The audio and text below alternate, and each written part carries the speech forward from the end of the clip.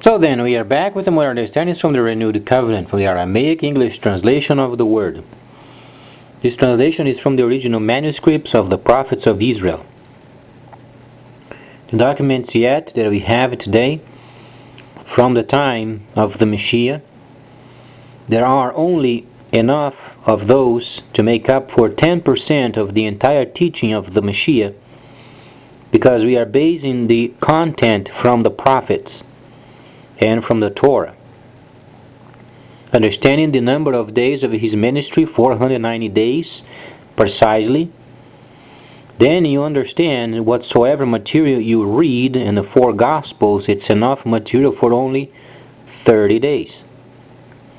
Thus then, 10% very maximum. However, the Messiah was then explaining in the 24th chapter of the first Gospel, Tiahu. He was explaining of the time of the end and the areas related with the time of the end. The Messiah was always pointing the people to the instructions.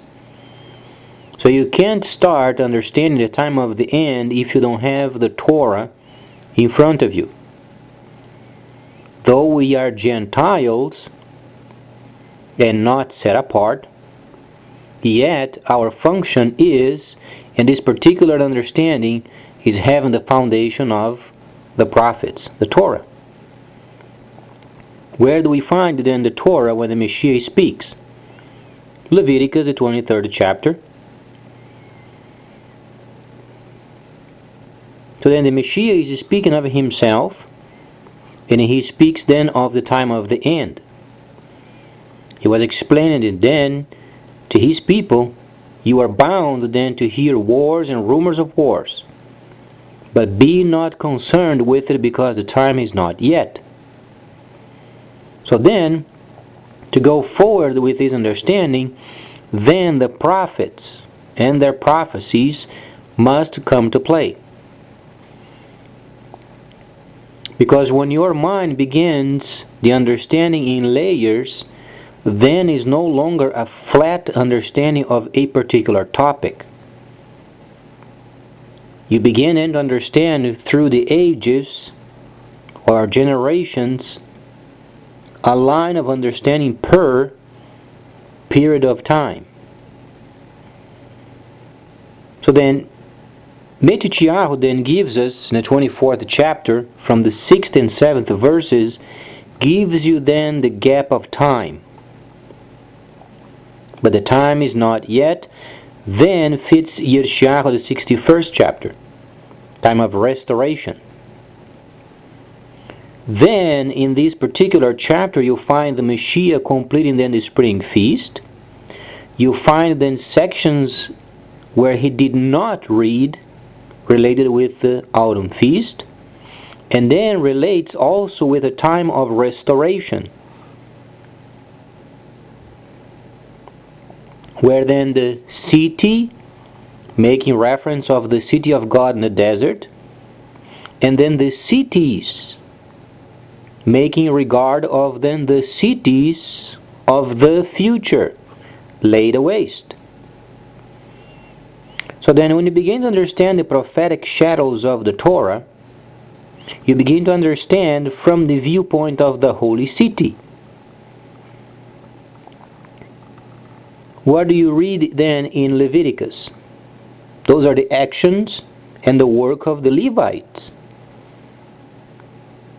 Perform the services in the temple or in the tabernacle.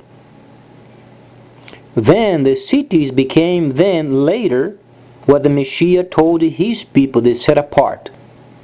Go around the world therefore and form holy cities, and then shepherd the Gentiles. Then when you begin to understand the time of restoration, in the 61st chapter, then you understand the city, the model. Then you understand what the Messiah told them. And it was in the 3rd chapter of Tiahu. Whatsoever Moses told you to do and observe these, do and observe.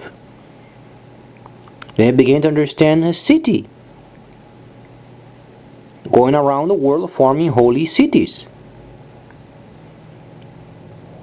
So then, during the time where the Messiah spent with the Samaritans while he was completing the spring feast, and truly it's very strange, because in Hebraic understanding you don't mix yourself with Gentiles or then strangers while performing a holy feast. It's simply unheard of. However, the Messiah had a specific purpose of doing this because of the Leviticus. When he was then directing himself out of the holy feast and then going to the Gentiles, he was then performing the 22nd verse of the 23rd chapter of Leviticus. This means Ruth. Ruth was a Gentile, and she returned to the land. And then, obviously, when she did return with some of the people, then don't cut the corners of the field meant for 2,000 years, then would be given a time where then the Gentiles would be able to understand the works of the Messiah.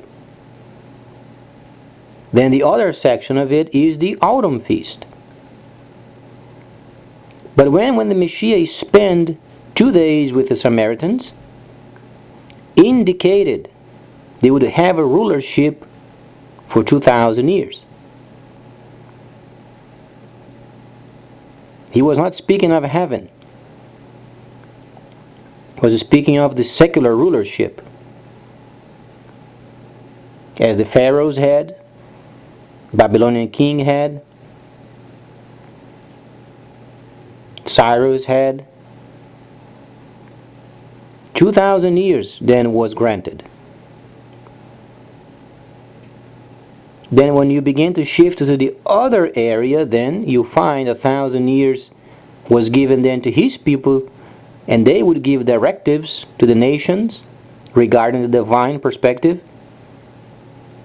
And then Satan was given also 1,000 years to do his part, but he couldn't do it. So then we are, after 2009, returning to the holy cities in terms of understanding the divine. Because only the set apart, then they are those that should go around the world and form holy cities.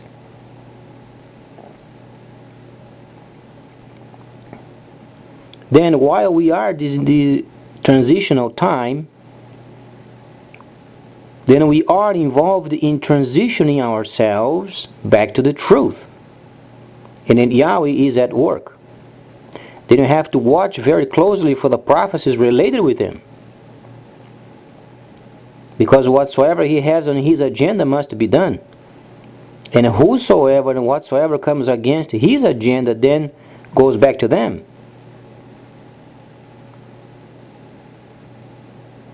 So we understand it from Revelation, the 8th chapter, and also 10 chapters later, China is going to lead the world's market of the end, and we have only 22 years left, maximum, without the reduction. So the earth can't hold for very long. What the scientists were then studying in the past, it's a whole lot faster than they can ever imagine.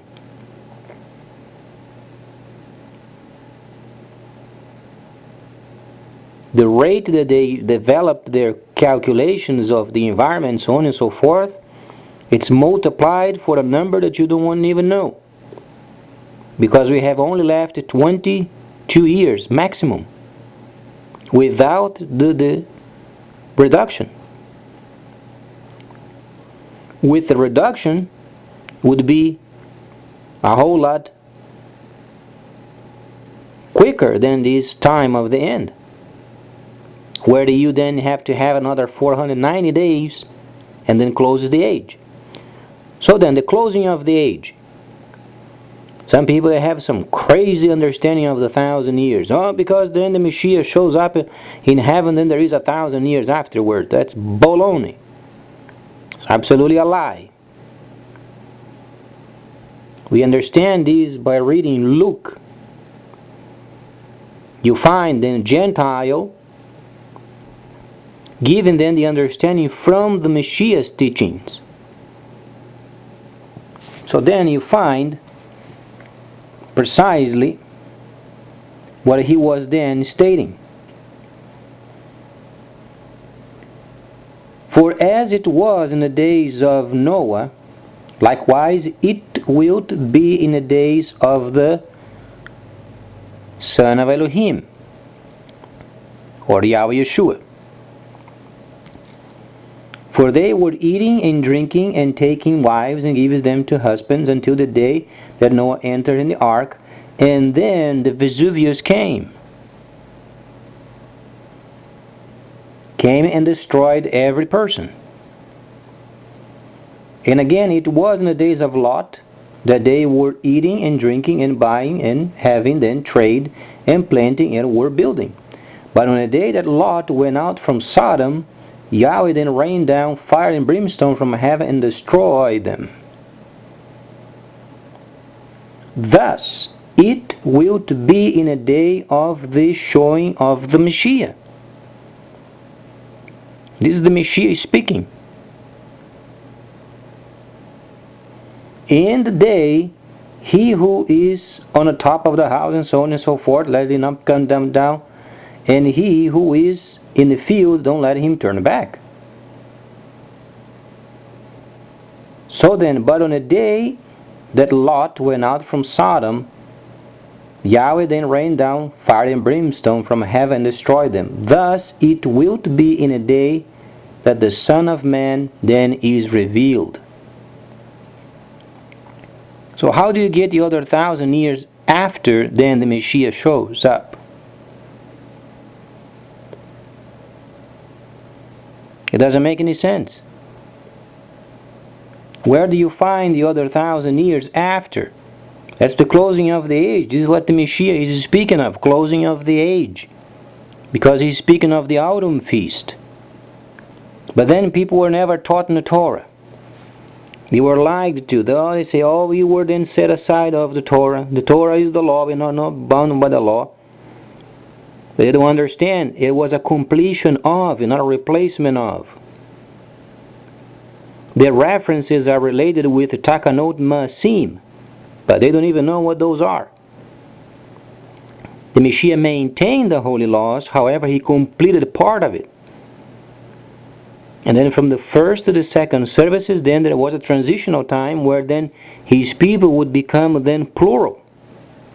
Go around the world and form holy cities and then do what you did in the past. However, make sure you have the updates you find in Hebrews. And then shepherd the Gentiles. And prepare the people for the autumn feast. So the Messiah is speaking how then this age is going to end. After he reveals himself, comes down, then from heaven in the air, rescues his people and the beloved city's people, then comes the shower of sulfur. That's the second death. Then the tormented souls in the first death is Sheol. Any person dying without the Messiah goes to torment. Remains there until himself shows up. Afterwards comes the shower of sulfur, and then the first death is thrown in the earth while burning. Thus the second death.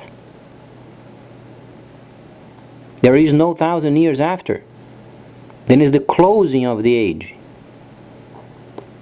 What people don't understand is the 1,000 years given to his people was from the time of the Messiah then shows up and he ascended. Then he gave them 1,000 years. What was the most significant event in 1009? The destruction of Jerusalem and the Holy Tomb. Thus Satan the destroyer's facet went to prison. His deceit started. Thus the church. Church is a fraud. Speaks of a Messiah outside of the Holy Tabernacles. Then you count 1,000 years ending in 2009. So we are transitioning back to the truth as per what the Messiah told his people, the set apart, go around the world and form holy cities, and then shepherd the Gentiles. That's why when you read then the 11th chapter of Hebrews, then you find the city and the cities. The reference is always either the city or the cities, because it's a reference point of the city of God, of the desert's model. That's why the Messiah told his people, whatsoever Moses told you to do and observe, these do and observe. But don't do what they say, because they had takanot maasim, and they said they do observe and do what Moses told them to do, but they don't do it. But rather they would mix up themselves with takanot maasim. There are not many people study these days, and then they get confused. They think the laws were abolished when there was a completion of, in order for the second to take place. So the wording is not abolishment, it's completion.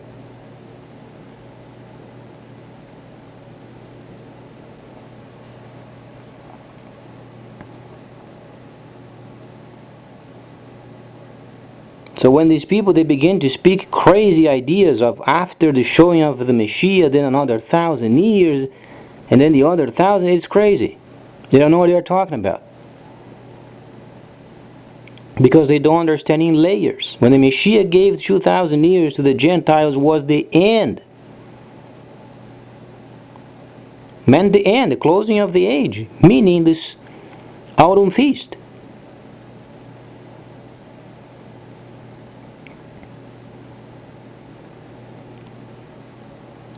The shofars are going to be sounded per city as the setup during the time of Revelation. However, the coming from the dead is after the earth is then rebuilt. Zechariah 1:4 speaks and then of the Messiah then showing up, but it's not the Messiah. It's Yahweh. Then in the new earth, when it's renewed, comes down from heaven and then places the new Jerusalem on the Mount of Olives and splits in two.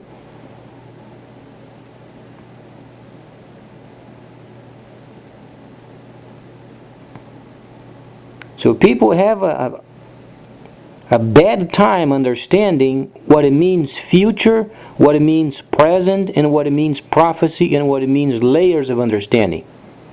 They make such a salad out of those. Because when the Greco-Romans, they had piles of the Megillah in front of them. There were many of them. There were piles of Megillah, piles of writing, and they did not know what to do with them. But those who were neatly organized, they did not know how to read them.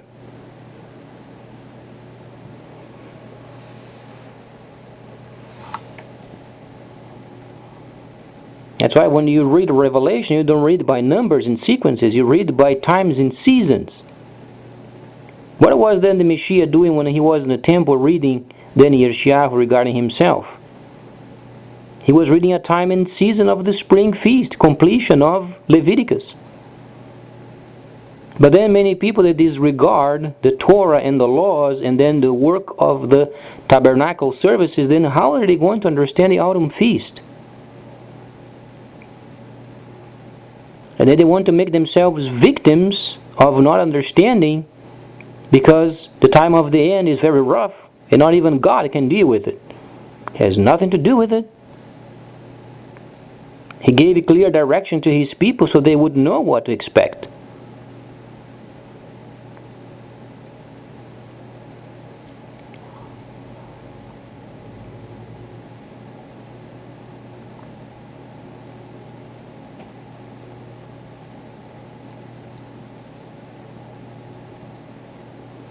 So there is no 1,000 years after his showing. It's the end of the age. And he spent time with the Samaritans in 4031. You count another 2,000 years, 6031. Because he was placed on a pole at 4032. Then he was born in 3999, and the reason why people know this is because the computer was able to calculate because of the big star showing up in heaven during the time of his birth in Bethlehem. Then they found the eclipses, the lunar eclipses related with the time and period. Then the computer was able to read.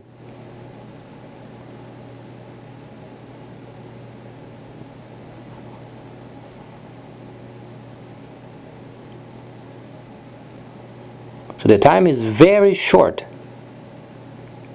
Only 22 years left maximum without reduction.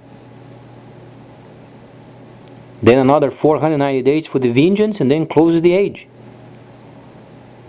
No more time.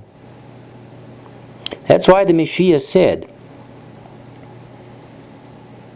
as it was in the days of Noah, likewise it will be in the days of the Son of Man. The Messiah.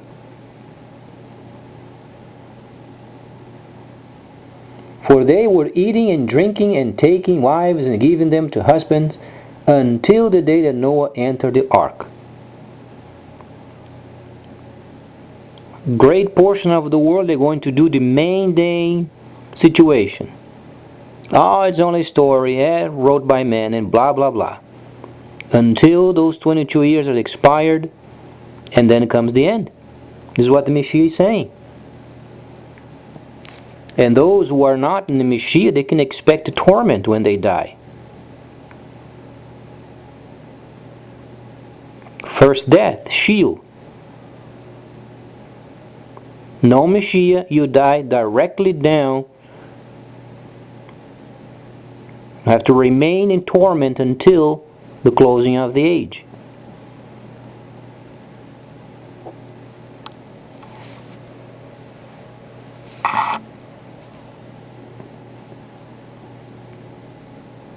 So you have to start to get to know your scripture and understand the Hebraic culture and begin to study truly the scripture, because you can't anymore use this cop out, I don't know. Yahweh, the true creator, gave his people directives, and those are very clear. So then you don't get caught of those people from the time of Noah mocking around, pointing fingers and going on and maintaining, and then when the time comes, it comes. The problem is a lot of families are teaching their kids, oh, the next generation, there won't be next generation. There's only 22 years left. Maximum, without reduction.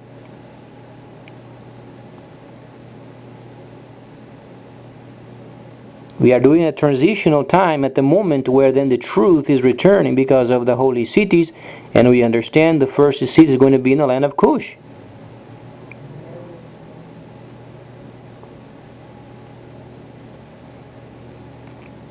From then on, establishes a peace for a time of rebuilding, time of harmony. And then later comes the end. There is no 1,000 years going to heaven, there is no going to heaven. And the situation is simplified, nice and easy and clear. Please stay tuned, much more coming up.